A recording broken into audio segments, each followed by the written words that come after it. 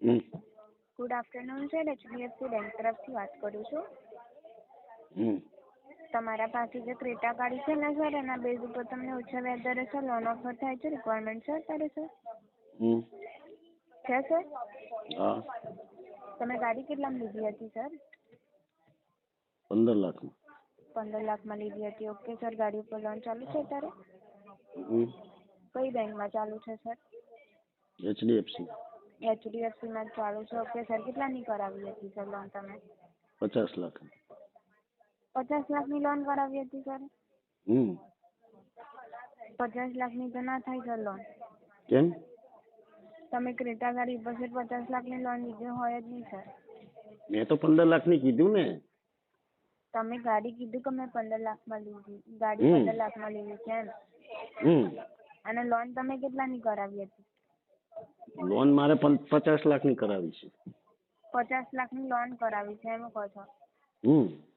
તો 50 લાખની તો નહીં થાય સર લોન તો. કેમ? ગાડી તમારે 15 લાખની છે તો 50 લાખ કેવી રીતે મળે સર? કોને કીધું ગાડી 15 લાખની? તમે તો કીધું સર અત્યારે. એ તો લોન કરાવી 15 લાખની. અચ્છા, લોન કરાવી છે 15 લાખની. તો ગાડી કેટલામાં લીધી છે? અરે ગાડી ઉપર લોન 15 લાખની મેં લીધી હતી, હવે 50 લાખ જોઈએ છે એમ કહું છું. એમ નહીં કહેતી સર, ગાડી તમે શોરૂમમાંથી કેટલાની ખરીદી હતી એમ કહું છું. 15 લાખની. એટલે 15 લાખની લોન બી કરાવીને 15 લાખની ગાડી બી છે એમ કહો છો ને સર, ઓન રોડ પ્રાઇસ. તો લોન તો સર 50 લાખની તો નહીં થાય સર.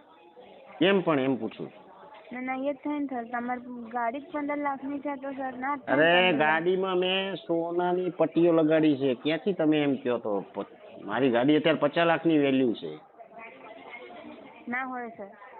અરે મેં સોનાની ઓલી કરાવડાવી છે આગળ ડેશબોર્ડ ઉપર બધું. એવું છે એમ સર? હા, અને સ્ટેરિંગ ઉપર ડાયમંડ લગાડ્યા છે. સર તમે થોડું તો સાચું બોલો સર. તો સાચું તમે અહીં જોઈ લો, ફોટા મોકલું ગાડીના કહેતો હોય તો. હા તો મોકલો સર, આરસી બુક મોકલો તો.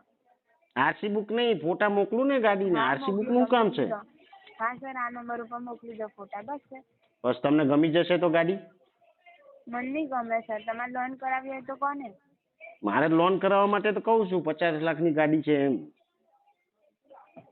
વાંધો નહીં, તમે મને ફોટા મોકલી દો સર, આ વોટ્સઅપ નંબર છે મારો. પછી? હા ને, મોકલી દો. કંઈ નહીં, પછી હું જોઈ